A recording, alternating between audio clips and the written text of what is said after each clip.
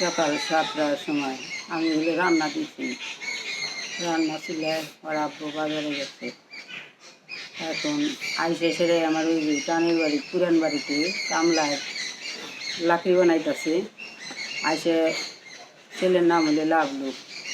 বলতেছে, ওই লাভলু, আমার গাছের ডালা আমার গাছে লাগাই দিব। ভদ্রলোকের মতো মগের মূল্য পাইছাও নি, মগের মূল্য পাইছাও, এরকম করছে। আমি আবার বলতেছি যে মগের মূল্যকে আমি দুধের ডালা কাটছি, আমার ডালা যদি তোমার অসুবিধা করে তাহলে আমি কাইটে দিব, তোমার দিও কাইটে দেব।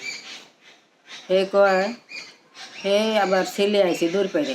ছেলে আইসে আমার মেয়েরা শুয়ে রয়েছে, আমার বড় মেয়ে, আমার ছেলে, আমার ছোট মেয়ে, ওই চিল্লা শব্দ পাইয়া ওই পিছনে গেছে বাড়ি, আমরা বাড়ির উপরে হেরা ওই রাস্তায়।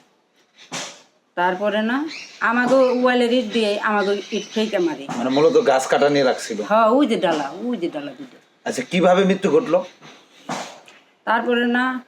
তারপরে আমার ওই সময় আমার বাড়ি উঠে মারবার আসে, আমার জুতা দেবাই দিব ওই ছেলের, আরও বাজিয়ে বাসায় গালিগালাজ করলো। তারপর আমার ছেলের আমি টানি ওই শেষ করে হলো, 3 দিন কর, তোরা শেষ করতে টাইম লাগবো না, তবে সবটিরে মাইরে এই পশ্চিমীরা মাইটেলে কবর দিব। কে বলছে এটা? এই রিফাত, এই যে খুন করছে রিফাত, এই আমির খার বাঁচতে।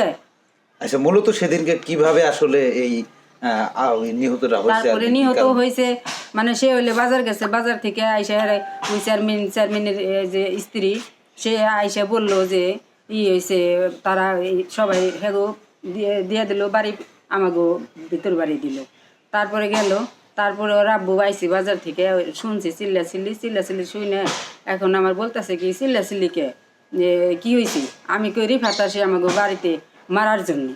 সে আবার বললো যে কি হয়, এত বড় সাহস, এই যে এখানে বাজারের ব্যাগ নামাইয়া এত বড় সাহস আমার বাড়ি আসবো মারবার লিগে, ওই আয় এখন মারবার লিগে এত বড় সাহস। তারপরে আমি আবার আমার মায় বলতেছে কি, ওই ভাত হয়ে গেছে, তাহলে আমি ভাতের মার গাইরে তাহলে আমি নিয়ে আসি।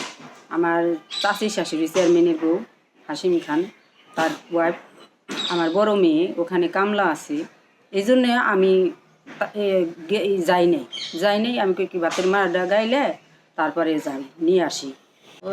ওখানে যাওয়ার পরে ওই রিফাত ইট ফেঁকছে।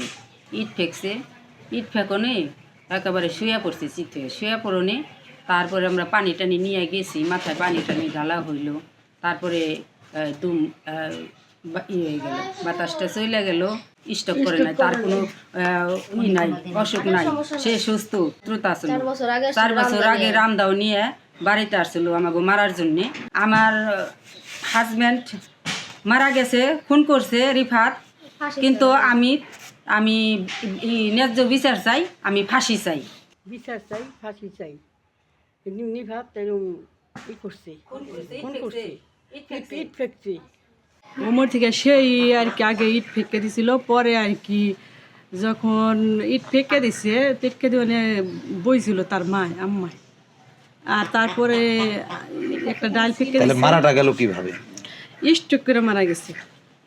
ওই একটা ডাল ফেঁকে দিয়ে একলাই পাইছে যে ওই একাই পড়ে গেছে সে, এইভাবে। রিফাত ওই জায়গায় ছিল না। আপনাদের সাথে কি তাদের কোনো পারিবারিক শত্রু, যে আগে কোনো শত্রুতা ছিল এরকম কোনো কিছু?